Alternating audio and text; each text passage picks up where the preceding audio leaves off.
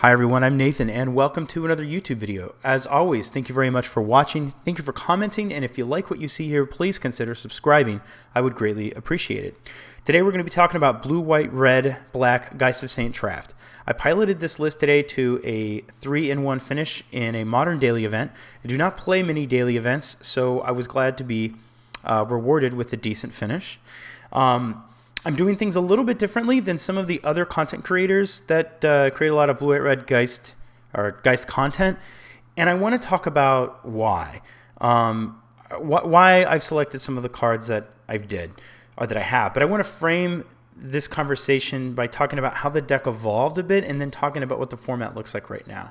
So I started with the Larry Swayze. I started playing the Larry Swayze blue, white, red Geist list. It was different from past ones because it had much less control magic, and it was kind of singularly focused on being aggressive, getting them dead quick. It was almost like you played it kind of like a burn deck. You sent as much burn as you could to the face, and you just tried to sort of eke those last bits of damage in and close the match out. I feel like that's not working in this new format as well as it used to. Against a lot of the decks that we were doing that against, like Junk or like Birthing Pod, especially Birthing Pod, they are gaining much more life now with the advent of Siege Rhino. If you look at Birthing Pod, which is very widely played, playing a Kitchen Finks, sacking the Kitchen Finks gets them 4 life, into a Siege Rhino gains them 7. That completely negates an attack from Geist of Saint Traft. It counters 2 bolts plus a little bit more. So I don't think that plan is working as much. Also, it looks like a lot of the major decks in the format right now, we are taking more of a controlling role. And for that reason, I think it might make sense to cut down on some of the creatures that we're planning to be aggressive with and try to find some better answers, since we're likely going to be on the control of the matchup anyway. So let's look at the format. And by the way, I'm not saying this is 100% true. This is like my theory crafting, my thoughts. You know, I've put a lot of work into the deck lately trying to figure out how to solve the pod matchup. I have a real spicy option I want to talk to you guys about there. So what I looked at is basically, what are the top 13 decks on Magic Online, and what is our role typically against them? Now, you might say that Splinter Twin is that we're the beatdown, and we are, in the sense that we want to get them dead before they can combo off, but dependent upon what cards we have and the game state, you're going to be you might be switching roles a lot. It can be a very interactive matchup.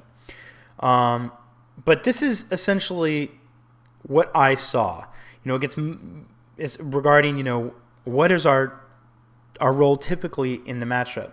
So most of these we start out as a control deck. Against Delver and Affinity, both and Rug Delver, they're probably going to establish board presence before we are and try to be killing us, and we're going to have to control that.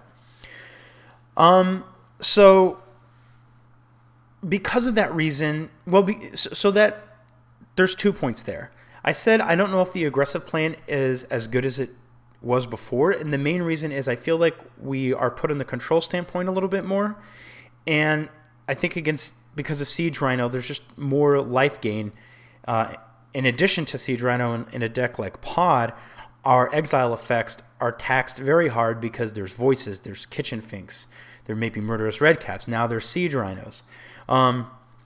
So I think that the deck needs to evolve a bit. Now, moving from the Team Geist version, Jeff Hoogland added the 4th color and splashed Crackling Doom. I've been very happy with Crackling Doom. I think it's great. It in a lot of ways it lets us deal with things that Path would normally deal with, like Siege Rhino. It almost always is going to kill the Siege Rhino, so it eases the requirements on those exile effects. It clears away for Geist. It does damage. It really does what the deck wants to do. But like I said, I think we are the plan of just being aggressive against Pod isn't working as well as it used to. I've said that quite a few times now. So let's look at the deck. Why did I make these selections? I want to talk about a few things. So first off, let's look at the mana base. We were running Blood Crypt. I decided to give Godless Shrine a try. If we look at quick analysis here, there's more white than red spells. Now I haven't totaled up every point of mana because I was just, testing this deck and I didn't invest the time to figure out exactly what lands I should be running. But overall, I feel like I've been happier with Godless Shrine than I was with Blood Crypt. So that's one change I made from the, we'll call it the Jeff Hoogland list, Splashing Black. Also, I've included 2 Spell Snares. Now, that's not on that aggressive plan, but if we're saying that being aggressive isn't as good as it was, then maybe we can, and we're put in the control position a lot more, then maybe having some hard answers to some things, is something that's going to benefit the deck and improve our win percentage. I want to talk about Spell Snare because while it's not an aggressive card, it hits so much stuff. I looked at the metagame analysis on MTG Goldfish. I looked at the top 20 cards, top 20 creatures. 10 out of the 20 get hit by Spell Snare, and I'm going to tell you what they are really quick. Tarmogoyf, Voice of Resurgence, Scavenging Ooze, Young Pyromancer, Snapcaster Mage, Spellskite, Eidolon of the Great Revel, Wall of Roots, Arcbound Ravager, and Vault Scourge. Now, if we look at the top 20 spells, there was also a good number that you're going to recognize. Remand, which you're seeing a lot of from the Delver decks, Lightning Helix, Skullcrack, Izzet Charm, Boros Charm, Searing Blaze, and Cranial Plating. Some of those went a little beyond the top 20 most played spells, but all really relevant. And then if you just look at other notable things, we have Sakura Tribe Elder, which slowing down Scapeshift is a good thing.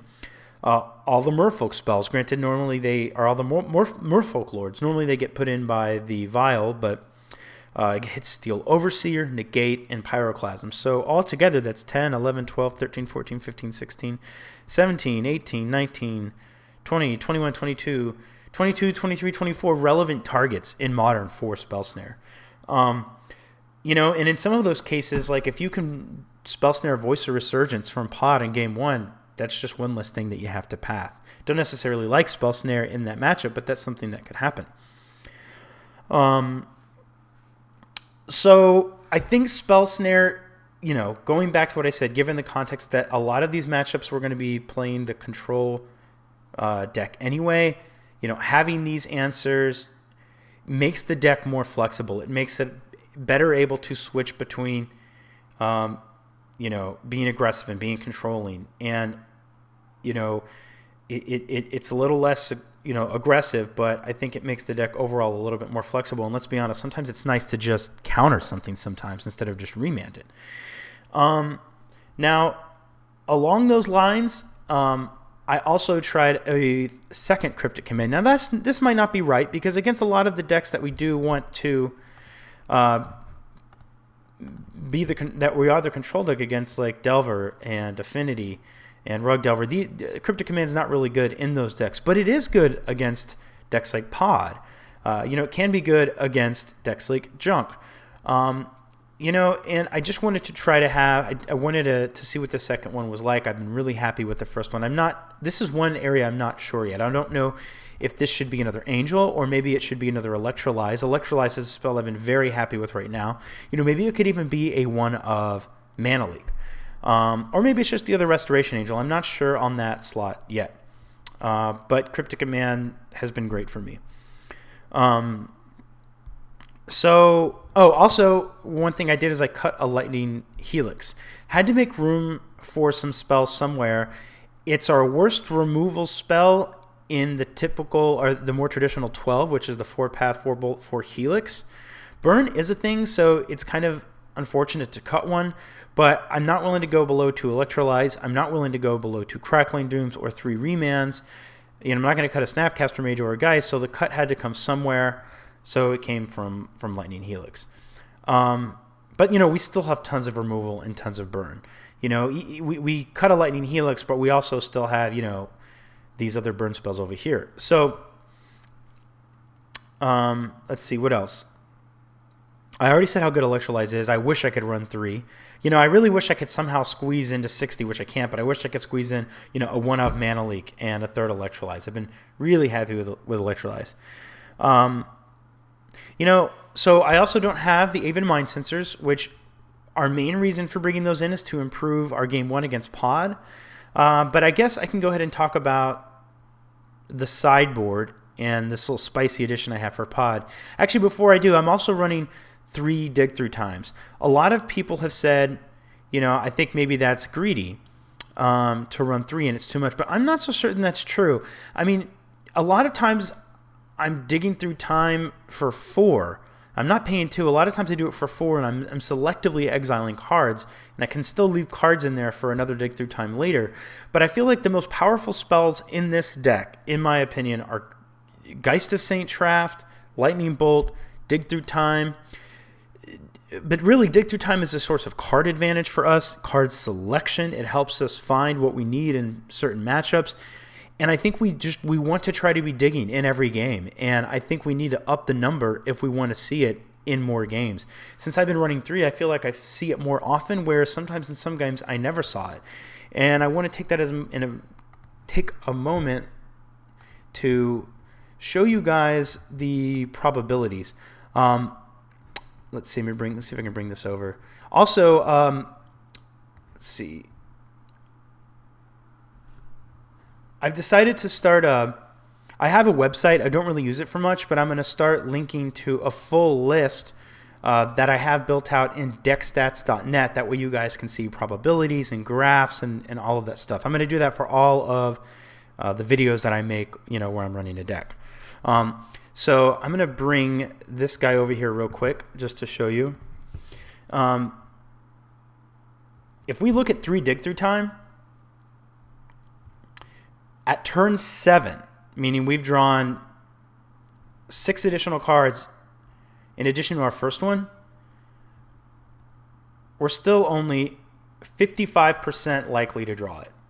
So I feel like 3 should be fine. You know what? Sometimes maybe you're going to get more than you want, but sometimes you get more Geist of Saint Traft than you want. That's just magic. Sometimes that happens. But overall, I want to see, if I could, I'd like to see 1 dig through time in every game. And in the long games, I'd almost like to see more. At first I thought maybe 3 dig is too much because the matchups aren't grindy enough.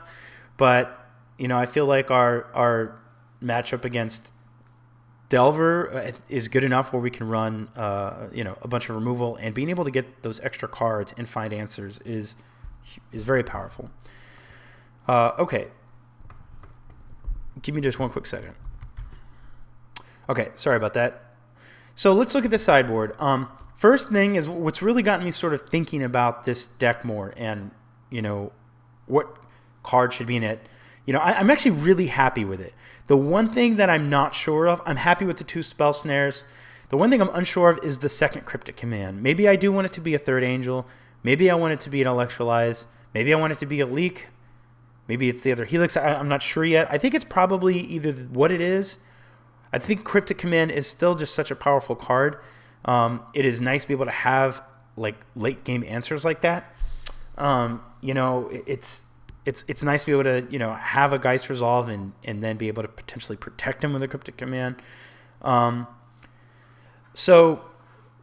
that is the one slot I'm not sure of. I'm actually been really happy with the 3 dig through time as well. So you may have already seen that. What really got me started, though, as I was saying, was the Pod matchup. I tried many different things. I've tried Blood Baron and Viscopa. He's good, but maybe he's not. Yeah, I think he's good enough for Modern, but maybe it's not the definitive answer to Pod. I've tried being the aggressive deck. I said that's not working as well. I've tried being a controlling deck. I think that's a little better. You need to try to gain edges by being able to 2-for-1 them more often with things like Anger of the Gods and stuff like that. Flash Freeze has been good against them, but I was real excited about Blood Baron. I really thought I was onto something there, and I think Blood Baron in some lists can definitely have a home. I think it's reasonable against Junk. I think it's reasonable against Pod. But then I started thinking about this Black Splash, and what I've really been trying to think of is, I don't want to mess with, I'm going to try to ruin your Pod activation with Aven Mind Sensor, things like that, playing little 2-1s. I really was trying to think of how I can just go over the top of Pod altogether. Blood Baron wasn't quite there, and I've only tested this a few times, but it's been good. However, a Gifts Ungiven package in the sideboard has been good. Now, I'm not really familiar with this, so I do not know exactly all the decks that is good to bring gifts in against. But against Pod, being able to bring in these cards means that you can just... See, I'm going to make things a little smaller so they all fit here. Being able to bring this in against Pod means you can effectively bring in like some of these cards and then just take out... You don't even need to worry about... You're just trying to control the game and get to your Gifts Ungiven. So you can just kind of take out everything that's not great against them. Bring this back over. Could even take out a Restoration Angel. Oh, probably take out Spellsnar's not great. You know, this sideboard isn't necessarily correct either. You know, it's kind of first iteration of this new version of the deck. But, you know, resolving Elesh Norn has a really good chance to lock Pod out of the game. Now, they may have a path, and they may be able to path it. You're probably going to get a lot of value out of it when it does hit the table.